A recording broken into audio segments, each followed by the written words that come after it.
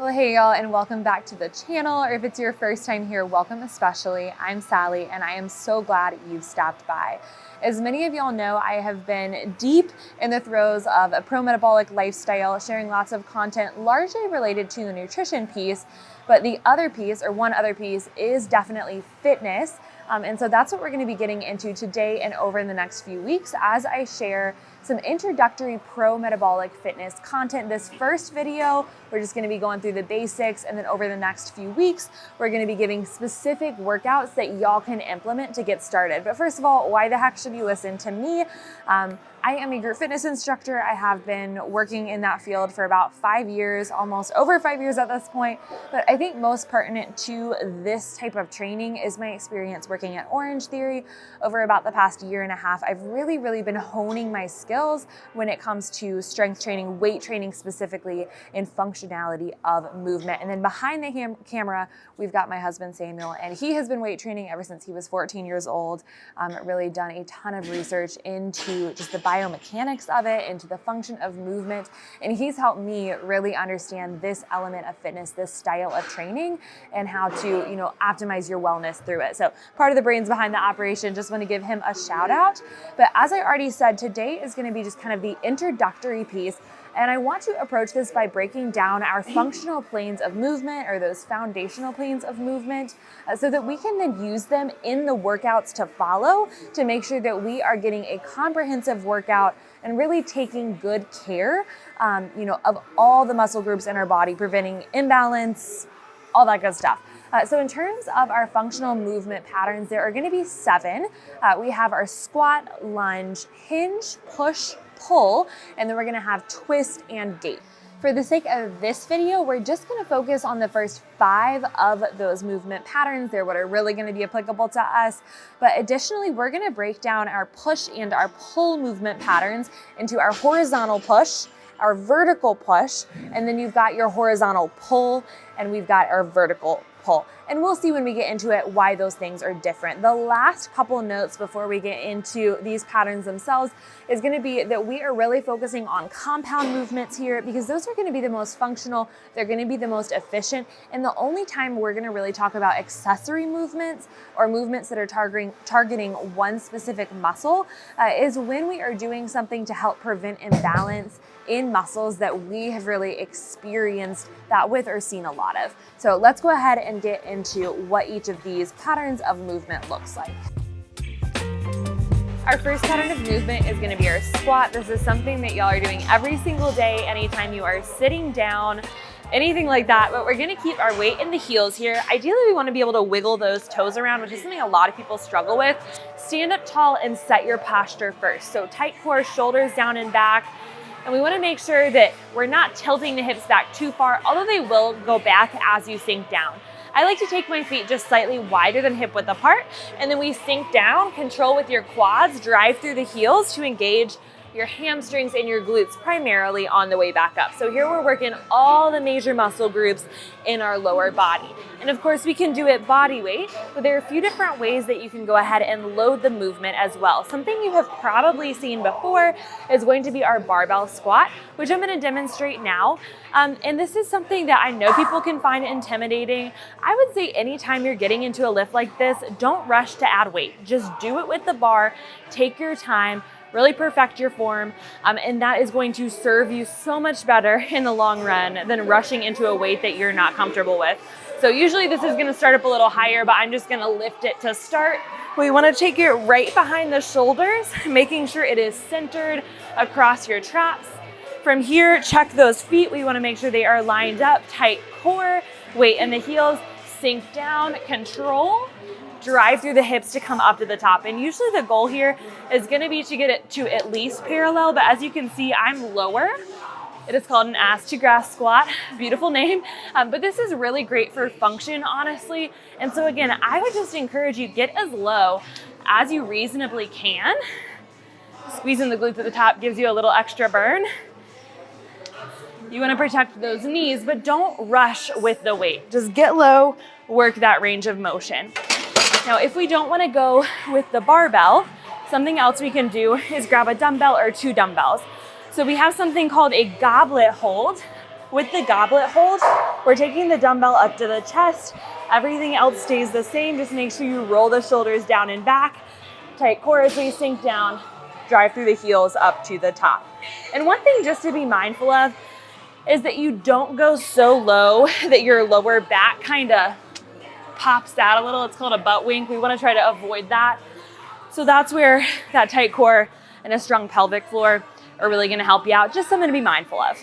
Next pattern of movement is going to be our lunge. And this is one that I admittedly struggle with. I think a lot of people do just because of stability, balance, and how we kind of move throughout our days. But I find it very helpful to start, again, with my feet hip width apart, set that posture, core engaged, and then we're gonna stagger our stance. So you can go front or back here, but we're gonna split our stance and think about it as if you were trying to stand on railroad tracks, albeit narrow railroad tracks, but we're in line with the hips. We want our toes, there we go, both pointing forwards. Don't hesitate to hold on to something if you need to help with your stability. And our goal is to find two 90-degree angles as we sink down, drive through the heel to come back up. And once again, we're getting engagement through all our major muscle groups in that lower body, but it will feel a bit different than that squat. We can always decrease range of motion, particularly if you have any discomfort, irritability through the knees. Nail it body weight before we start adding weight or start light with it. But I'm going to show you how we do the barbell with this movement. So just as we did with the squat, I actually put it up this time, but we're going to set it on the traps, making sure everything's centered. You're going to stagger your stance, check in the mirror if you have one to make sure you're lined up. We're going to sink down to 90-degree angles, drive back up to the top. Goal here is to keep it nice and controlled to get the most out of the movement. All right. And then if we want to take it to a goblet, exact same thing, I'll switch legs so I'm even, but weight here at the chest, sinking down, drive through the heel back up to the top. You can also hold one weight opposite the leg that's in front or two weights on either side as another option for loading that movement. And this is honestly going to be really helpful with strengthening the muscles around your knees, as long as you're not forcing it, not taking it too fast, too soon. Third pattern of movement is that hinge that we talked about. So for this one, I want to think about really driving your hips back to bring the upper body down. But before we even do that, pay attention to your shoulders here. Lift up, pull those shoulders back, but try to relax through your traps. So if you touch them, they're soft, they're relaxed. It's more the muscles here in your back that is holding everything nice and tight. I'm gonna angle myself this way so you can see, weight in the heels, everything is lined up. Drive the hips back. Woo, my hamstrings are sore. Drive the hips back for a nice stretch. Come back up to the top, and again, you can press the pelvis all the way forwards to complete that repetition. So when we think about the deadlift, there are two kind of common types. You've got more of a stiff-legged deadlift, and then you've got more of a conventional deadlift. We're gonna focus primarily on that stiff-legged deadlift just because I think it's a little bit easier to start with. So your knees are soft, but overall, it's just the hips going back, that singular joint sort of movement that is going on here. In terms of that conventional deadlift, usually you're gonna hold a weight down here. You're driving the hips back, but then you do bend the knees to sink down, although your hands should be on the outsides of the knees. So it really is as if you're lifting something up off the ground. And practically, if you're ever lifting something and hinging to do so, we can use this form to help protect our bodies. We never want to curve. We always want to drive the hips back, and that's going to help keep that lower back safe. So in terms of loading it, I've got my barbell here. I'm gonna grab a little bit outside the legs, roll my shoulders down and back.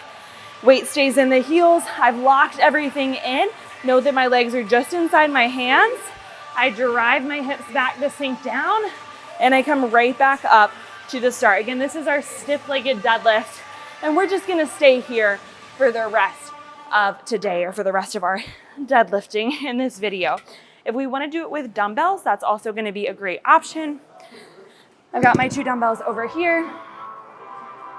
For this, I do recommend going slightly out to the sides of your legs, but otherwise it stays the same. Just drive your legs back and come up to the top. Working many muscles in your body, both through the back and through the legs, but again, we're primarily feeling it through the hamstrings and through those glutes. All right, now we're gonna go ahead and get into some of our upper body movements, starting with our push, specifically that horizontal push. When I say horizontal, I want you to think about that relative to your body, not to the ground. So anytime you are pushing something away from you, that's gonna be a horizontal press.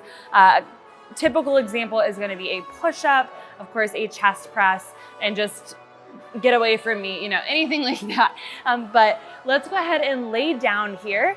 I wanna set up the body in this position. So when we set up our pressing movement on our backs, there are a few things we want to think of. Number one, laying down, everything is supported from the glutes all the way up to the head. We want to plant the feet, and then we want to tuck the shoulder blades under.